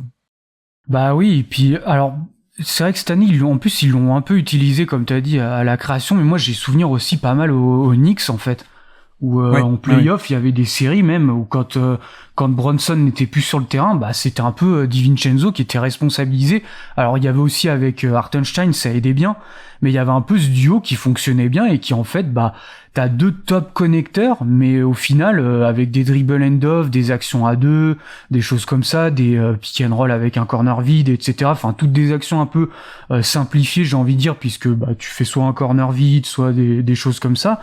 Bah en fait au final ça t'a amené de la vraie création de jeu, donc c'est vrai que ouais c'est un connecteur plus j'ai envie de dire dont Eddie Vincenzo et en plus si je bascule sur la défense bah pour moi elle est bonne. Alors comme je me suis noté, je pense pas qu'on est dans l'élite, tu vois, mais pour moi il est bon partout en fait. Pour moi on a affaire à un bon navigateur d'écran. Alors on n'est pas au niveau des Caruso, des Dyson Daniels, des mecs comme ça, mais en tout cas, on est le chapeau en dessous, ou un truc comme ça, tu vois, je dirais. Et c'est déjà très bien, hein, de pas être Caruso, c'est presque la norme, en fait. Hein. Effectivement. Et en plus, ce qui est sympa, c'est que t'as aussi du playmaking défensif. Il y a 2% de steal percentage depuis 3 saisons. Donc en fait, t'as un package défensif qui est très sympa. Et contrairement aux joueurs que j'ai cités, les Caruso, Daniels, etc., bah c'est que lui, à l'inverse d'eux, c'est un joueur qui a pas de compromis. Parce que c'est surtout ça qui est important. En attaque, tu veux dire? En attaque. Bah ouais, parce que le problème de ces joueurs-là, c'est que, bah surtout même Dyson Daniels, tu le mets en play-off, bah est-ce que tu pourras le faire jouer autant de minutes que ça, que tu voudrais qu'il les joue? Parce que t'auras toujours ce compromis défensif que tu n'as, ce compromis offensif que t'as pas en fait avec DiVincenzo. Et bah tu vois, on a un peu la décision de dire 25 minutes de temps de jeu par match, mais je trouve que c'est un peu comme Jarrett Allen en fait. Pour moi, c'est un joueur qui pourrait facilement avoir 35 minutes de temps de jeu par match. Et je me demande même à New York, tu vois, à New York, il était à 35 minutes de temps de jeu par match en playoff. Et je suis pas étonné parce que c'est un joueur en fait qui finalement n'a aucun compromis, quoi. Même en régulière, l'an passé, il est à 29 ou 30, je crois, de mémoire. Oui, bon, c'est ça. La facilité, ce serait de dire, bon, c'est juste qu'avant, il était avec Thibodeau. Donc, il y a les 4 ou 5 minutes de plus, la taxe Thibodeau. Mais non, je pense que là où c'est frustrant par rapport au minutage, c'est que je me souviens que en fin décembre, je crois, ou début janvier, il passe titulaire. Il passe titulaire devant Mike Conley. Et en fait, il se blesse directement après, quoi. Et pourtant, il y avait des gros matchs, fin décembre et début janvier pour les Wolves. Et c'était lui le entre guillemets poste 1 titulaire, mais à la limite c'est pas un problème, quoi. C'est un peu comme à l'époque où alors pardon pour la comparaison, mais tu sais, comme quand Mario Chalmers était titulaire à côté de LeBron. Oui, techniquement c'était lui le poste 1, mais c'était pas lui le meneur, quoi. Mais là c'est un peu pareil, la création a été assurée par Edwards et par Randle en majorité, et t'avais un espèce de 3&D largement meilleur que Mario Chalmers évidemment sur le poste 1. Et d'ailleurs sur cette période là, avant sa blessure et quand il devient titulaire, il est à plus de 31 minutes par match, tu vois. Donc c'est pour ça que moi, ça me rend le truc d'autant plus frustrant, cette blessure de mi-janvier qui donc vient un peu tout gâcher, et en plus, il revient tardivement, etc. Enfin bref, ça s'est un peu enchaîné, mais je pense qu'il y a peut-être un monde où l'an prochain, il est aux 30 ou 32 minutes par match, quoi. En tout cas, j'espère, parce que Mike Conley, c'est sympa, notamment pour le pick and roll avec Gobert, mais ça commence aussi à vieillir. Donc ouais, dernier point par rapport à ça, je crois que t'as parlé un peu du shoot aussi. Du coup j'ai perdu la page, mais au niveau des 3 points, on est à combien? 40% depuis 40%, 3 saisons. Ouais. C'est ça, donc c'est un shooter d'élite en mouvement, ça qui me plaît aussi. Oui. C'est pas que dans le corner, les pieds dans le béton, c'est que ça bouge aussi pas mal. D'ailleurs, en attaque, il a aussi quelques fois un peu de création directe. On te dit, vas-y, prends un pick and roll, fais ci, fais ça. Donc ça, c'est bien. Et non, pour la défense, on a parlé de la navigation d'écran, on a parlé du on-ball. Alors oui, la limite, c'est que c'est pas non plus il n'y a pas beaucoup son spectre de switch n'est pas si grand que ça, parce qu'il est un peu petit, donc il va pas switcher facilement sur un LeBron ou quoi que ce soit. Mais déjà le on-ball c'est très cool, mais aussi le off-ball, tu vois, moi ça fait partie de ces petits défenseurs collectifs qui font jamais d'erreur, j'ai l'impression. Je fais toujours le tag, je fais toujours la pré-rotation, je fais le X-out, etc. Donc en fait, il n'y a pas que le on-ball, je veux dire, qui est un peu le truc évident, il y a aussi cette valeur de défenseur collectif off-ball qui est aussi géniale, quoi. T'as parlé du côté interception, et même sur les rotations en soi, il est toujours là. Après, comment est-ce qu'on fait pour juger le minutage? Je ne sais pas. D'ailleurs, on peut basculer vers le classement. Où est-ce qu'on imagine DiVincenzo et ses 26 petits minutes par match? Ouais. Je vois McDaniels dans le classement. Qu'est-ce qu'on fait par rapport à lui, par exemple, tu vois? Moi, je le mettrais quand même Moi, je trouve quand même que sa valeur est quand même un peu plus grande parce que bon, McDaniel, c'est vrai qu'il y a la défense, mais j'ai pas envie de dire il y a un compromis offensif, mais je trouve que la valeur quand même de DiVincenzo est plus grande. Oui. J'aurais tendance à le mettre au-dessus, moi, là, comme ça. Je suis d'accord sur le profil, mais à quel point est-ce qu'on n'a pas juste dans les faits plus de valeur avec un McDaniels qui joue plus, quoi? C'est un peu nul comme critère. Parce que McDaniels, il a combien de temps? Il est à 32 minutes. Quoi, tu vois. 32, ouais, même, ouais. Ouais, de toute façon, c'est sûr, c'est un peu le casse-tête, je trouve, avec DiVincenzo. T'as limite, genre, moi, dans un temps de jeu normal, j'aurais limite envie de le coller avec Josh Hart, parce que pour moi, les deux ont, j'ai l'impression, la même valeur.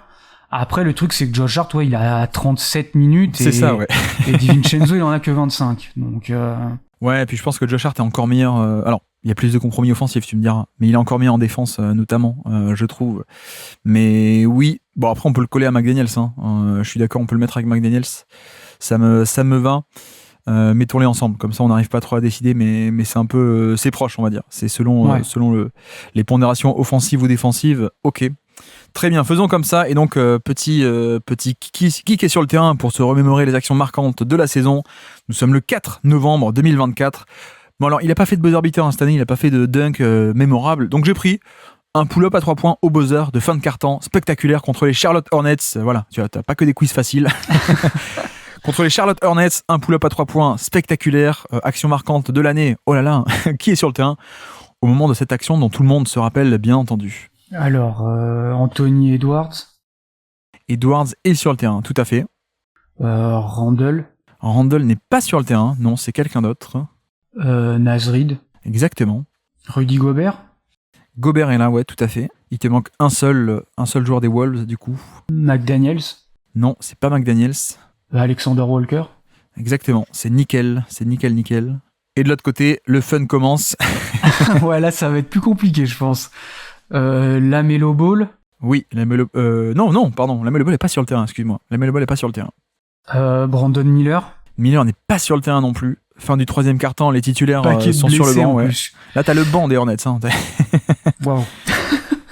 Mark Williams, ouais, était encore là. Hein. Mark Williams n'est pas sur le terrain. Forcément, il était là, puisque Nick Richards, en tout cas, devait être encore là. Oui, mais pas sur le terrain. Le pivot, on a une bataille tricolore. Ah oui, c'est Gobert. J'ai perdu son nom en plus. Bref, je vais aller sinon sur d'autres joueurs. Josh Green. Josh Green est sur le terrain, ouais, tout à fait. Miles Bridges. Non, pas Miles Bridges. Le pivot, je peux t'aider. À qui tu penses? Décris-le-moi à peu près. C'est pivot gros rebondeur.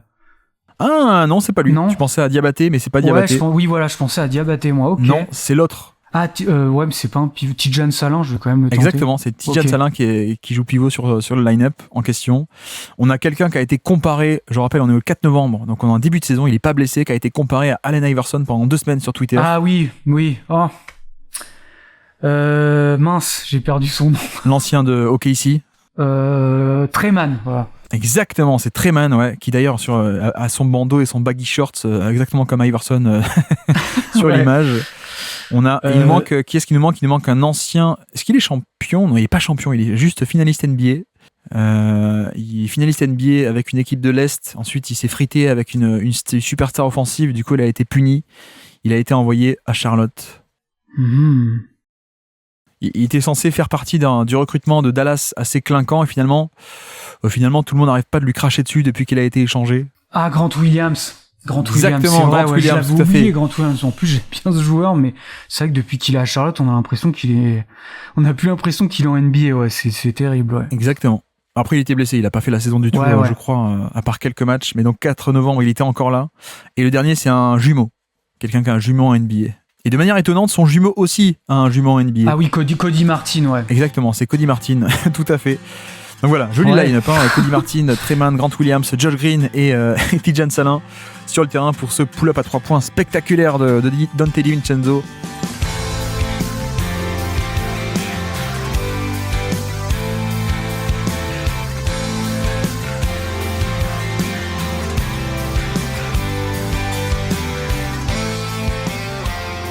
Mais bref, avançons, passons à notre 4e joueur du jour. Bah tiens, ouvrons le dossier Jaren Jackson, si tu veux bien. On ouvre le dossier Jaren Jackson, je te fais le topo. 30 minutes par match pour Jaren Jackson, 74 matchs, 22 points par match cette année, avec 5 rebonds. Bon, ça on pourra en parler aussi, à peine 5 rebonds par match. 28% d'usage, donc un volume de stars, hein, quasiment de la barre symbolique, proche de la barre symbolique des 30% d'usage, le volume des stars. Plus 3% d'efficacité relative à la moyenne. Et pour te lancer, on a une saison, on connaissait déjà la défense, mais peut-être une saison de la révélation pour l'attaque. Ouais, bah complètement. Moi, j'ai beaucoup aimé sa saison offensive. En fait, déjà, Memphis, ils l'ont passé un peu au révélateur la saison dernière. Et c'est vrai que ce qui est cool, c'est que il a plus de responsabilités, comme t'as dit. Quasiment, on n'est pas loin des 30% d'usage, ce qui est énorme. Hein. Mais en plus, je trouve que c'est moi ce qui m'a impressionné vraiment cette saison, c'est les drives. Je trouve il a vraiment été impressionnant. Ouais. Déjà la saison dernière, il était en fait, on est passé d'un joueur qui était à 5 drives à 11 drives. Donc en fait, il a plus que doublé son nombre de drives. Mais en plus, il est quand même plutôt efficace là-dedans. Hein. J'ai noté 1,13 points par tir. Donc ce qui est cool. Et autant l'année dernière, son efficacité globale était pas très bonne, où il était à moins 5% par rapport à la moyenne, malgré aussi un usage qui avait augmenté. Mais cette année, en fait, il est efficace. Il est à plus 3%, donc ce qui est vraiment cool. Et encore une autre stat pour montrer son taux de responsabilité qui a augmenté, c'est que c'est un joueur qui est beaucoup moins assisté qu'avant. 57%, alors que c'est un intérieur. Donc pour un intérieur, être à 57%, pardon, c'est vraiment sympa, quoi. Et puis en plus, déjà, je trouve que la valeur qu'il avait, c'est que on a affaire à un intérieur qui shoot. Ça a pas changé. En plus, autant les 2 dernières saisons, il avait un peu la saison à 3 points était pas très bonne, mais là en plus cette année, on est revenu à des efficacités qui étaient bonnes. Il a 37,5. Mais ça, je veux dire, il l'a toujours eu, mais vu que de facto on évalue la saison en cours, en fait, on a le 3 points. On a rajouté le drive. Il y a cette valeur d'un intérieur qui shoot, c'est-à-dire il va éloigner aussi le protecteur de cercle adverse. Donc t'as aussi, je trouve, une valeur structurelle. Et puis ce qui est sympa surtout, c'est on n'a pas non plus à faire quand je parlais de drive, on n'a pas à faire un driver qui va jusqu'au panier. On a plutôt à faire un driver qui prend ses shoots à mi-distance. Mais par contre, il est efficace là-dedans, il a plus de 51% d'efficacité, et il prend, en plus, il a son régime de tir, il prend 50% de ses shoots dans la short mi-distance. Donc en fait, je trouve que, quand t'additionnes le 3 points, plus le drive, en fait, t'as affaire à une top saison de Jaren Jackson Jr. Alors, t'as toujours le passing qui n'est pas là, mais bon, j'ai envie de dire, si t'avais le passing en plus, t'auras affaire à un joueur qui est quoi, All NBA First MVP, Team, hein. quoi. Ouais, voilà, c'est ça. Ouais, calibre MVP, All NBA First Team, moi, je suis d'accord. Donc voilà, je trouve que tous ces trucs mis bout à bout, en fait, on arrive à un joueur offensif, de top niveau, en fait. Oui. Effectivement, je suis d'accord. Je suis d'accord. C'est un peu le premier bénéficiaire de la nouvelle attaque de Memphis. Alors, ce ne sera peut-être pas autant le cas l'an prochain avec de nouveau beaucoup de pick and roll, mais cette année avec la fameuse circle offense, l'attaque en cercle qui tourne en cercle et surtout beaucoup d'isolation avec pas d'écran, très peu d'écran comparé aux standards NBA de normaux de 2025. Memphis posait peu d'écran et en fait, c'est souvent on libère une aile pour que Ja Morant attaque tout seul, isolation sur une aile, ou pareil Jaren Jackson, ou pareil aussi d'ailleurs Desmond Bane qui le faisait aussi pas mal. Mais clairement, c'est lui pour le coup, l'attaque sans écran, c'est un peu ce qui l'a favorisé.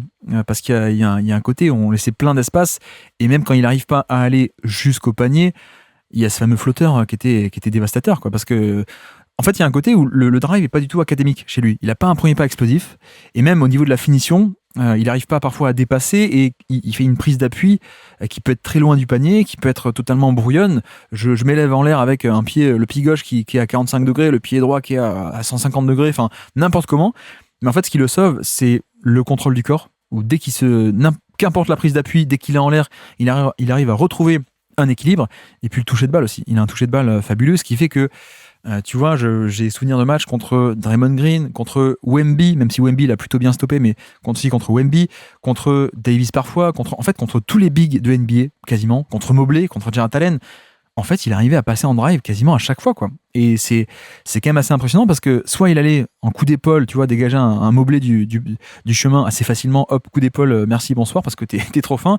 Soit sinon, quand c'était un Draymond qui arrivait à le stopper en mode puissance, il pouvait déclencher le flotteur très très loin du panier et tout de même scorer. Donc ce qui fait que on était passé, comme tu dis, de base, on avait un espèce de pivot 3&D, en fait, il y a 2 ans, il y a 2 ans, 3 ans, 4 ans, un pivot qui shootait à 3 points et qui était top défenseur, ok. L'an passé, passé au révélateur, mais parce qu'en fait, il n'y avait rien d'autre, hein. Ja Morant n'était pas là, ça tankait, vas-y, prends plein de ballons. Moi, la surprise de cette année, c'est que le volume s'est maintenu, mais que, comme tu dis, en fait, on a aussi l'efficacité. Donc ça, c'est un peu étonnant. On aurait pu penser que soit le volume allait redescendre et qu'il retrouve son rôle d'avant, soit sinon, si le volume restait haut, on aurait pu avoir un peu les mêmes résultats nuls. Et en fait, non, on a eu un vrai step-up offensif en réalité. Bah oui, c'est ça qui est d'autant plus impressionnant. Puis en fait, je pense que ce qui est bien avec ce joueur, c'est qu'il a un peu ce côté à la fois puissance, il est costaud, mais il est fluide en fait dans ses appuis, ce qui fait qu'en fait il arrive à trouver des contre-moves contre peut-être pas tous les défenseurs, mais en tout cas t'en as cité parmi ceux que t'as cités, enfin voilà. Des pas mal. Voilà, quand même des intéressants. C'est vrai que moi j'avais même l'image d'un match contre les Bucks où il l'a fait face à Giannis. Oui. Donc ouais, vraiment impressionnant. Alors c'est vrai qu'il a pas mal bénéficié, je pense aussi, comme t'as dit, de la nouvelle attaque de Memphis. C'est un peu revenu à la norme. Enfin, on va dire qu'avec le rechangement de coach à la fin, ils sont revenus plus sur une attaque de pick and roll. Donc je sais pas si ça durera l'année prochaine, mais en tout cas, vu qu'on évalue cette saison, ouais, c'est en termes d'attaque, c'est vraiment une top saison. Et en plus, ce qui est intéressant, si on passe sur la défense, c'est que la défense, elle est toujours aussi bonne en fait. On le connaissait dans ce rôle de roamer depuis 3, 4, 5 saisons, où il excelle là-dedans, où en fait on le fait garder le moins bon shooter adverse ou des choses comme ça pour le faire aller au cercle. Il y a même eu aussi ce match, je crois que tu l'as même débriefé face à Boston, où il a été mis sur Jrue Holiday, où il a été en fait essentiel un peu dans ces schémas-là. Il inflige moins 13,8% de perte d'efficacité, ce qui est quand même énorme. Mais en plus, ce que j'ai trouvé sympa cette saison, c'est qu'on l'a aussi pas mal utilisé en switch. Donc en fait, il a une vraie polyvalence défensive. Et il y a même aussi, il a été utilisé un peu en pivot traditionnel. Parce que bon, il jouait avec Zach Edey, mais Zach Edey avait pas tout le temps non plus un gros temps de jeu. Donc on a retrouvé Jaren Jackson Jr. en fait, qui était un peu le seul intérieur, où il a dû un peu avoir ses couvertures en drop. Et je trouve que ces dernières saisons, il a pas mal progressé en termes de drop. Donc en fait, je trouve que tu vois, quand pareil tu mets ça bout à bout, t'arrives à un package défensif qui est quand même intéressant. Et puis t'as aussi ce que je me suis noté, t'as aussi le playmaking défensif qui est sympa avec lui. T'as pas juste ce rôle d'intérieur, il est à 2% quasiment de steal percentage, et ça depuis quand même plusieurs saisons. Ouais, il a des mains assez incroyables. Hein. Ouais. Les mains défensives de Jaren Jackson, c'est pas que pour contrer, je veux dire. Ouais, pour bien viser, interception, etc. Quoi. Donc ouais, je te rejoins. Alors, mettons les pieds dans le plat. Ce que certains pourraient lui reprocher, et c'est en partie vrai, c'est les fautes, bien sûr. Donc il y a un effet où il y a une certaine indiscipline encore. Par ailleurs, je trouve que c'est parfois un peu exagéré dans l'argumentaire. C'est vrai, ça existe, mais c'est pas non plus comme si ça venait annuler toute sa valeur, à mon avis. Et comme tu dis, du reste, il y a quand même beaucoup de trucs hyper bien à aimer, quoi. Avec la polyvalence de rôle, en fait, c'est ça le plus important. Avec Zach Edey permet d'avoir un vrai poste 5 qui donc prend le poste 5 adverse. Et donc Jaren Jackson est déployé off-ball, et c'est peut-être là son meilleur rôle, parce que quand il a un peu cette liberté d'aller au panier, et il a un volume off-ball qui est énorme. Il a une capacité à couvrir un périmètre d'action pour un temps donné qui est immense. Hein. C'est assez fabuleux. Les mains défensives, etc., etc. Et même plus que ça, tu vois, pour moi, c'est un peu comme Mobley, un peu comme Davis, un peu comme Draymond, cette catégorie supérieure où ils peuvent à la fois jouer le rôle de roamer, mais en plus, quand tu donnes la balle, il n'y a pas le contre-move de, tu vois, par exemple, il y a des matchs où on a donné la balle à Stephen Castle, tiens, vas-y, attaque Jaren Jackson, ça marchait pas, quoi. Tu vois, j'ai un souvenir de match Memphis-Spurs où on met Zach Edey d'abord en roamer, donc Zach Edey abandonne Castle pour aller au panier. Qu'est-ce que font les Spurs? Ils donnent plein de ballons à Castle, vas-y, et attaque on-ball, ne restez pas loin du ballon, attaque on-ball, et t'as Castle qui va punir facilement sur drive face au ballon Zach Edey, et d'un coup on change, on met Jaren Jackson, et tiens, mince, ça passe plus. Pareil avec Amen Thompson aussi, tu vois, ce genre de truc. Donc il y a aussi cette force, comme tu dis, où en fait, il fait les deux, quoi. C'est pas que safety, c'est pas que protection de panier en deuxième rideau, c'est pas Porzingis, par ailleurs, tu vois. Porzingis, c'est que du deuxième rideau. Jaren Jackson, il y a aussi ce côté on-ball qui est très bon. Donc voilà, c'est. Après, comment est-ce qu'on pondère la question des fautes? Je ne sais pas, mais j'ai l'impression, là encore, qu'il joue que 30 minutes par match, mais c'est pas parce qu'il fait 8 fautes par match. Hein. Déjà, c'est pas possible de faire 8 fautes par match. Mais parce que Memphis, c'est un peu comme Cleveland. Ils ont beaucoup fait tourner. Et je crois qu'il n'y a pas non plus des tonnes de gros minutages là-bas. C'est un peu le genre en plateau. Voilà. Desmond Bane est à 32, mais c'est lui qui est le plus. Ensuite, Ja Morant et Jaren Jackson sont les deux à 30 minutes par match, etc., etc. Donc, grosse densité d'effectifs, un jeu de plateau au niveau des rotations. C'est pas que les fautes, je veux dire. Tu vois, c'est aussi un côté où on fait beaucoup tourner parce que il y a tel profil, il y a tel profil, il y a tel profil, il y a Jaren Jackson, il y a Zach Edey, il y a Santi Aldama. Et au milieu de tout ça, il y a Brandon Clark aussi d'ailleurs. Clark, il y a aussi Jay Huff. Donc en fait, t'as plein de pivots différents. Et le lien, c'est que Jaren Jackson peut jouer avec n'importe lequel. Il peut jouer à côté de Zach Edey off-ball, il peut jouer avec Aldama en étant lui le vrai pivot, il peut jouer seul intérieur en drop comme tu l'as dit aussi, ou en switch ou en edge. En fait, il y a cette polyvalence qui est assez géniale. Donc la défense, on est d'accord que c'est quoi, un des 3-5 meilleurs défenseurs de NBA, je pense. Ouais, je pense, franchement, avec tout ce qu'on a dit, la polyvalence de rôle, t'as quand même le rôle majeur d'une défense, c'est un protecteur de cercle. Donc oui. ouais, franchement, pour moi, on fait partie de la catégorie des Mobley, des Green. Enfin, c'est pas juste un pivot traditionnel, mais en fait, il peut aussi endosser énormément de rôles, quoi.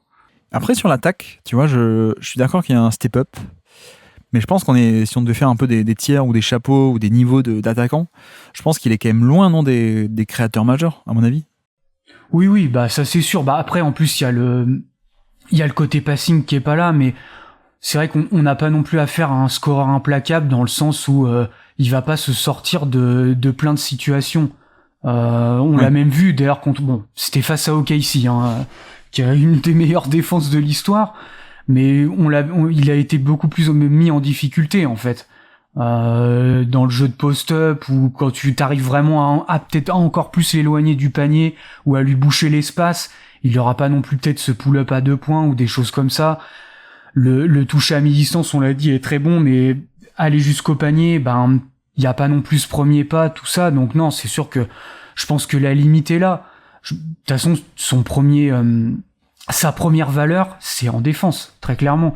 Après, le reste, déjà, moi, je trouvais que le côté 3 points plus défense, mais en plus, c'est pas défense extérieure, c'est défense intérieure, c'est déjà très haut. Ouais. Mais le fait de rajouter encore quelques outils et de le faire en fait, il est pas juste moyen, il est bon, quoi. Il est au-dessus de la moyenne, je veux dire. Dans le drive, là, cette année, il est au-dessus de la moyenne. Donc, ça vient en plus rajouter un peu plus encore de valeur dans son rôle.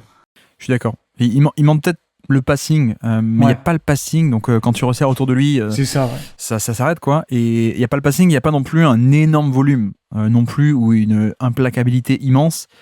Mais en fait, la question, c'est de se dire que c'est peut-être pas un chapeau offensif, mais quel profil incroyable de dire t'es un chapeau en défense plus un chapeau 2, chapeau 3 en attaque, quoi. C'est ça, ouais. La combinaison de tout ça, c'est fou.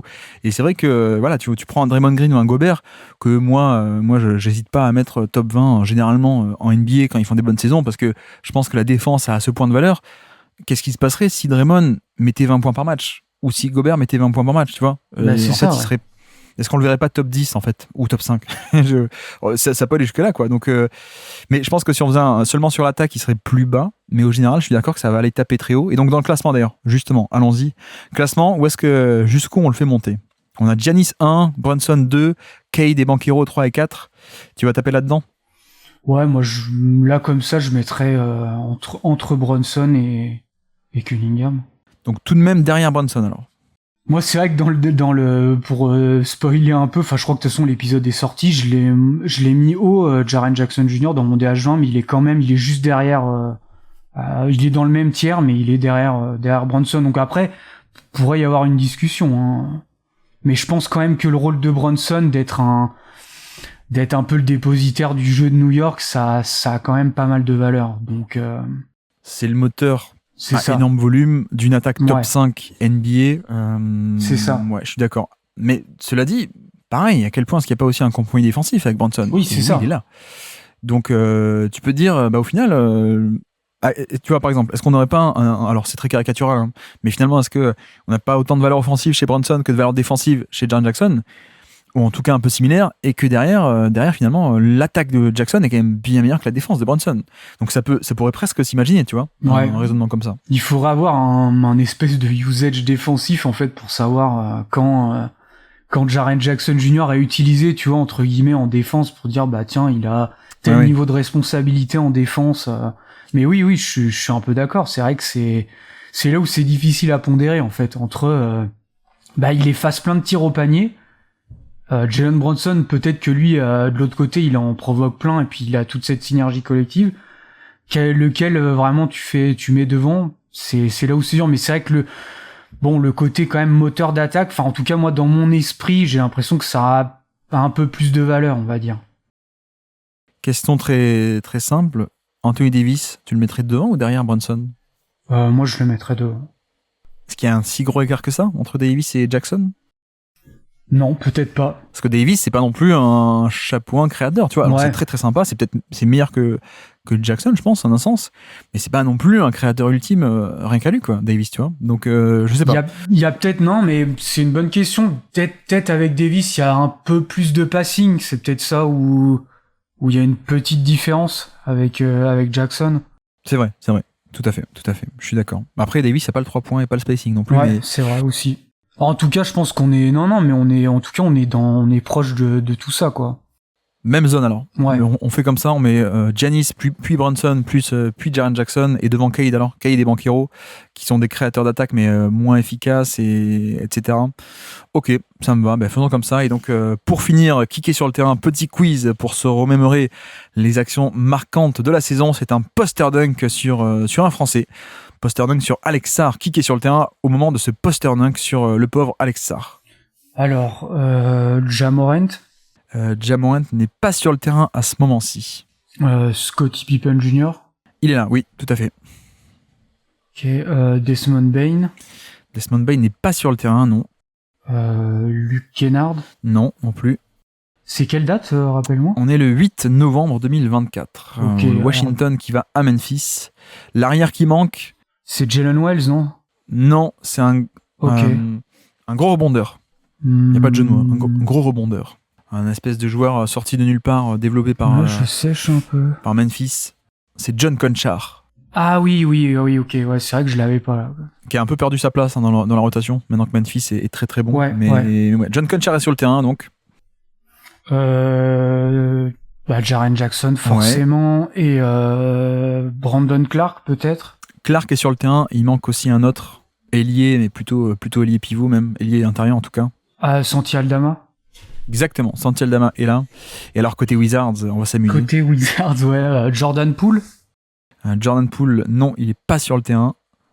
Bob Carrington. Ouais.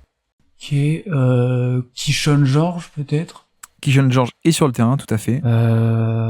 Tout à fait, donc Carrington, Keyshawn George, tu l'as dit, Sarr, il se fait postériser, le pauvre. Ouais, ça il fait en manque 3. deux. Il en manque deux.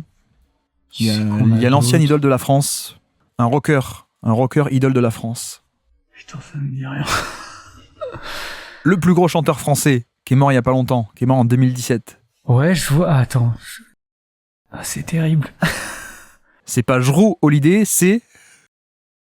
Ah là là là là là là. Attends, on recommence. Allumez le feu, très simple. Allumez le feu, c'est qui ? Ouais, c'est Johnny Hallyday. Johnny Hallyday, et donc, il y a un Johnny dans l'effectif des Wizards, mais c'était qui ce Johnny ? C'est ça en fait c'est là où je sèche. Alors c'est un peu un bust, hein. C'est un peu un bust qui a trop rien fait.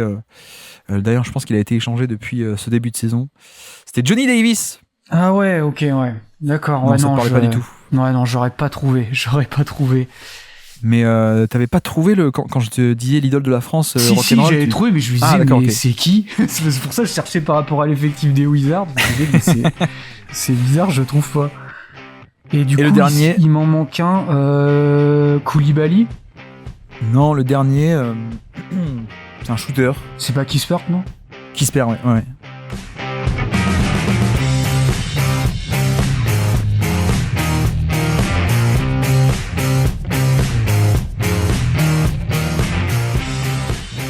Passons au 5e et dernier joueur du jour, Kevin Durant, si tu veux bien.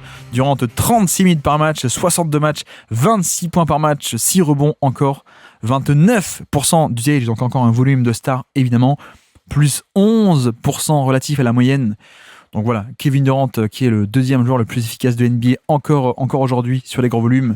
Et pourtant, pour te lancer, on est quand même sur cette différence entre saison individuelle, encore une fois, marquante, mais le collectif a été quand même très très très décevant.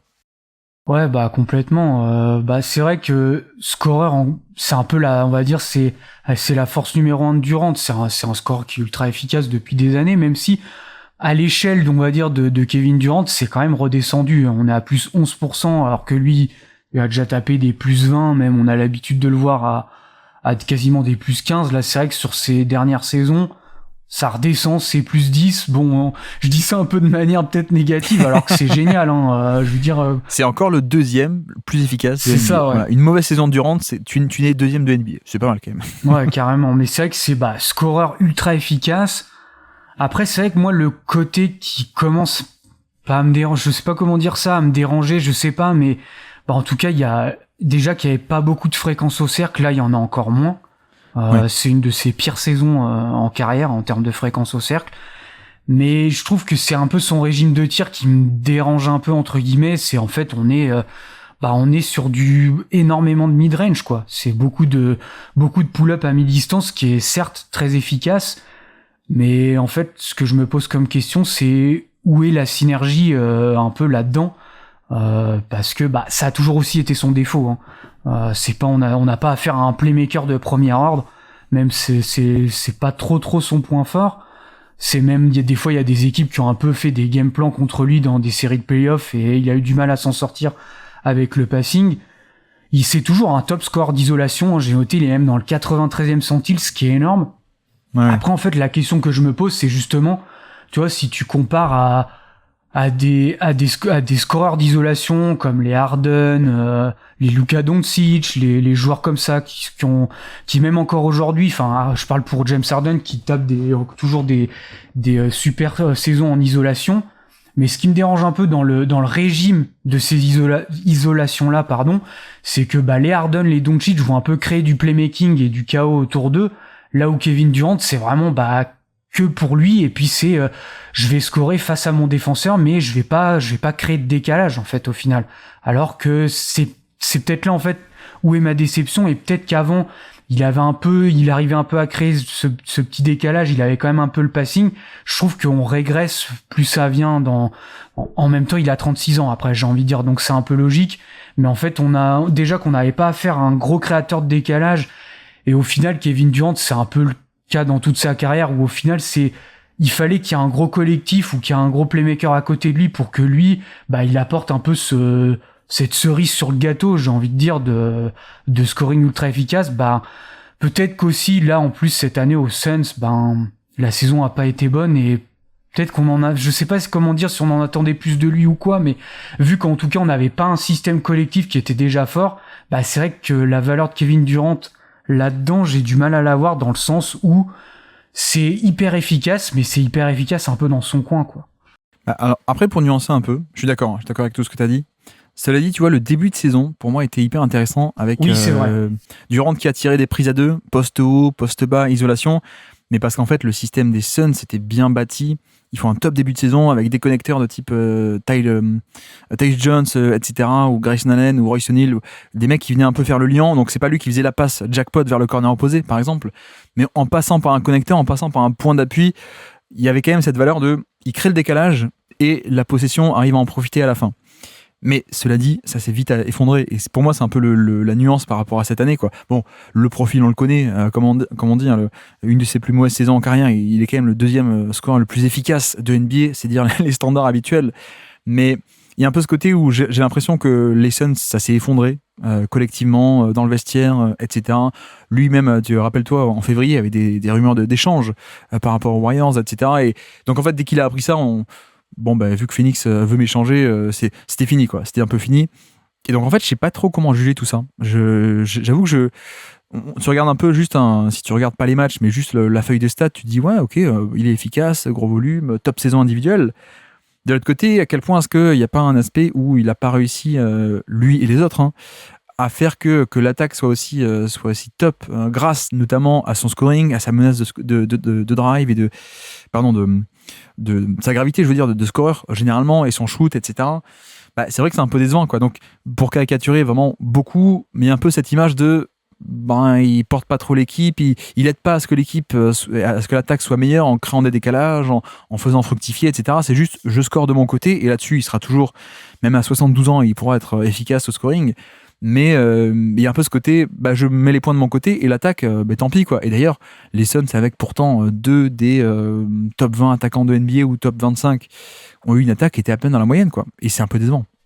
Ouais, carrément. Je pense que c'est là où va ma déception, parce que c'est vrai que on s'attendait à ce que cette équipe soit top 10 quand même, voire même top 5. Alors, il y a quand même Booker et Kevin Durant, et même la saison dernière, c'était déjà un peu le cas où ils ont pas passé ce step au niveau de l'attaque. Je trouve que ça a toujours été un peu une déception. Au final, cette équipe de Phoenix, entre guillemets, même s'il y a eu des choses, en fait, c'est assez bizarre parce qu'il y a des fois, j'ai vu quand même des matchs où il y a eu des flashs, en fait, des choses, comme tu as dit, très intéressantes. Moi, j'avais même fait un thread en début de saison, je me souviens, sur Twitter, où il était même utilisé, on faisait poser des écrans beaucoup plus hauts sur le terrain, comme ça lui permettait un peu plus de prendre de la vitesse, et justement, il créait des décalages comme ça. Puis c'est un peu comme si tout ça avait disparu d'un coup. Ouais. Et la saison dernière, c'était un peu pareil. Il y avait des matchs où tu voyais un peu avec Booker, tout ça, tu disais, moi, ça peut vraiment, t'avais l'impression de voir une équipe contender sur certains matchs, et puis d'autres matchs, pas du tout. Donc c'est un peu bizarre. Moi aussi, je sais pas trop quoi faire avec ça. Des fois, j'ai l'impression d'être un peu sévère avec lui, mais en tout cas, on est quand même obligé d'évaluer tout ça. Et c'est vrai que je trouve que on a vu que des flashs, et quand tu regardes un peu sur toute la saison, j'ai du mal à voir où est-ce qu'elle est la valeur collective en fait là-dedans, quoi.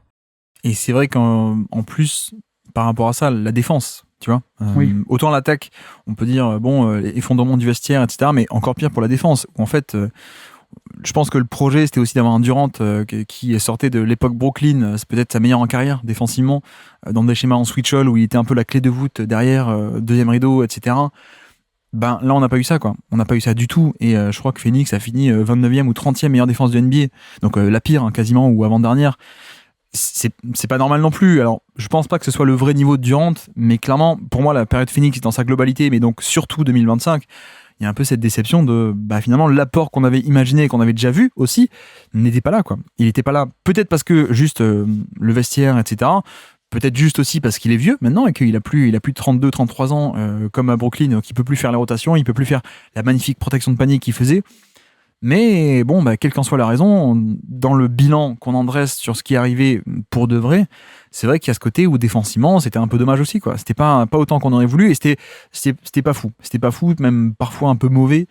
Et ça, plus l'attaque qui est très bonne, mais on l'a bien aussi décrit, assez particulière. Je crois que tu as parlé aussi de la fréquence au panier. Ça, c'est l'âge, pour le coup. C'est l'âge. Et le côté où, quand il est dans son prime, faut pas oublier qu'on le voit comme un shooter de pull-up et un shooter génial, et c'est vrai, mais dans son prime, c'était un bon tiers de son jeu qui était pris au panier, et quand c'était pas au panier, c'était des lancers francs, donc c'était des tirs qui étaient aussi obtenus au panier, et quand c'était pas ça pouvait être aussi flotteur. Et là, on a perdu ça, on est passé de 35 ou 30% de tirs au panier à peine 10 ou 13, je crois que c'est 13 le chiffre cette année de... Voilà, c'est ridicule, quoi. C'est ridicule. Et ça, c'est l'âge, c'est le déclin. Mais malgré tout, il va moins au panier, il est quand même efficace, donc c'est des paradoxes de tous les côtés. J'ai l'impression cette saison où sans aller jusqu'à paradoxe, je sais pas comment faire, je sais pas comment juger un peu tous ces éléments qui partent dans tous les sens. Et donc allons dans le classement. Je t'avoue que, est-ce que tu restes sur ta position de Jackson devant Durant? C'est vrai que oui, j'ai envie de dire, en tout cas sur cette saison, tu vois, c'est sûr, peut-être dans une saison normale, Durant serait quand même devant, mais c'est vrai qu'il y a quand même cette saison, au début c'était très bien, puis après même s'il y avait, tout n'est pas de son fait, mais on est obligé de juger quand même. Moi j'ai quand même envie de dire, je garderais quand même Jaren Jackson Jr. parce qu'il y a déjà il y a un tel rayonnement défensif de Jackson que plus il a rajouté l'attaque, c'est vrai que là comme ça, en tout cas, je serais tenté de mettre Jackson devant Durant. Je sais pas ce que t'en penses. Eh bien, tu m'as convaincu. Tu m'as convaincu, je suis d'accord. Non mais au début, je pensais, avant d'en parler, je pensais plutôt Durant, mais effectivement, quand on détaille un peu tout, les deux profils, ça me paraît assez logique, effectivement, de se dire que sur la saison, on est d'accord, oui. Sur la performance de facto, Jaren Jackson a été meilleur qu'attendu et même meilleur tout court. Donc ok, ça me va. Bon, éliminons un peu Jaren Jackson. De toute façon, on est d'accord que pour cette année, il était derrière Jalen Brunson. Je pense, il y a plus efficace, mais pas la création collective. C'est ça. Et de même, on est quand même au-dessus de Cunningham, Banchero. Oui. Donc voilà, on est de toute façon, on est ici. Très bien. Eh bien, mettons-le là. Du coup, pas merci Matt pour les commentaires que je vais me prendre à cause de Durant. Mais bref, donc petit quiz pour terminer. Nous sommes le 31 décembre 2024. On est le jour de l'an, en tout cas juste avant. Et c'est un poster dunk sur les pauvres Memphis Grizzlies qui est sur le terrain. Matt, au moment de ce poster dunk de Durant sur les Grizzlies. Alors, Devin Booker. Booker n'est pas sur le terrain, non. Pas Devin Booker. Et Tyus Jones. Côté Memphis ou côté Suns alors? Côté Suns. Et oui, effectivement, il est là. Royce O'Neal. Royce O'Neal n'est pas sur le terrain, non. C'est fini. T'as cité tous les shooters de Phoenix. Durant et Tyus Jones, voilà. Grayson Allen, peut-être? Ah non, oui, tu m'as dit, il n'y a pas d'autres shooters, pardon. 3 non-shooters. Ouais, je vois Ryan Dunn, du coup. Exactement, Ryan Dunn. On a un pivot backup, un jeune pivot d'ailleurs. Ah oui, Ozo Ighodaro. Ouais, que j'aime bien en plus, moi. Un petit joueur hipster sympathique. Ouais, c'est vrai. Ouais. Et le dernier, je crois il a signé en free agent du côté des Rockets. Il a rejoint Durant. Un mec qui était drafté à la base en 2018 par les Wolves. Qui était passé aux Suns déjà. Un défenseur hors pair, mais qui a vraiment zéro attaque. Ah, Okogie. Exactement, Josh Okogie dans un corner et Ryan Dunn dans l'autre corner. Ouais, effectivement. Et pourtant, Durant est allé au panier. Donc c'est quand même assez admirable. Et de l'autre côté, alors, côté Memphis. Côté Memphis, alors du coup, Ja Morant. Non, c'est pas Ja Morant sur le terrain, c'est l'un backup. Ouais, Pippen Jr. du coup. Non plus. Ok. Non. C'est quelqu'un qui fait coin-coin. Ah, Luke Kennard. C'est Luke Kennard. Exactement.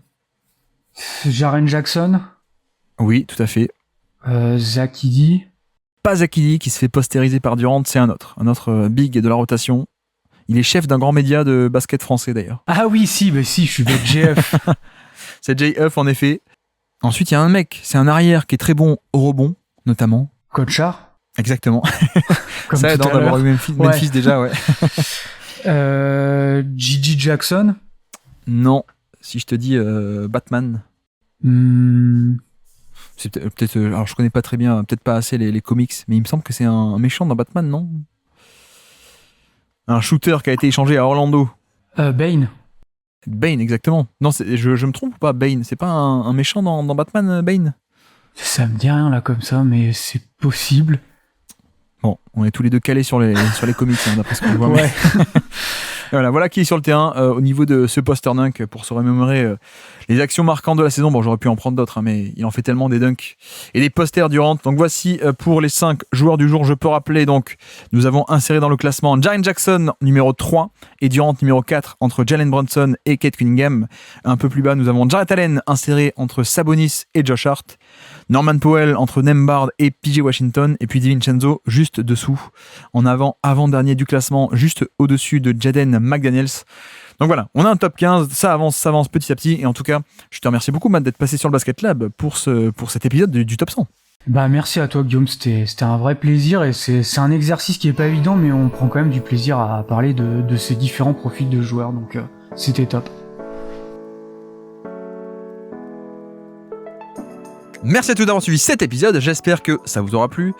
Et donc voilà pour ce 3e numéro avec le débat Kevin Durant contre Jaren Jackson. C'est vrai qu'on va dire que historiquement, plus de monde sont du côté de favoriser des points par match ou de la création offensive. Je ne dis pas que je ne le valorise pas moi-même, au contraire, mais c'est vrai que je valorise aussi dans le même temps, sans doute plus haut que la moyenne, tout ce qui est un peu défense, notamment sur le poste de pivot. Après voilà, c'est un peu le principe de ces classements, comme je répète à chaque fois, c'est-à-dire que bon, le classement c'est un format un peu rigolo et très bien, mais tout ceci est un peu un prétexte pour discuter un peu de jeu notamment. Et puis vous avez aussi remarqué que on parle aussi d'un classement qui est évolutif, donc on verra ce qu'en disent les auditeurs, vous déjà, les retours qu'on a, et puis aussi les futurs intervenants, puisque le classement est amené à bouger. Et donc voici pour aujourd'hui, et on se retrouve demain. Nouvelle cuvée, je peux vous l'annoncer. Demain, on va parler de Miles Turner, de Kobe White, de Lou Dort et de Tyrese Haliburton. Et donc, sur ce, je vous remercie une nouvelle fois de nous avoir écouté jusqu'au bout. Un grand merci à Matt d'être passé sur Basket Lab. Et moi, je vous dis à très bientôt. Ciao.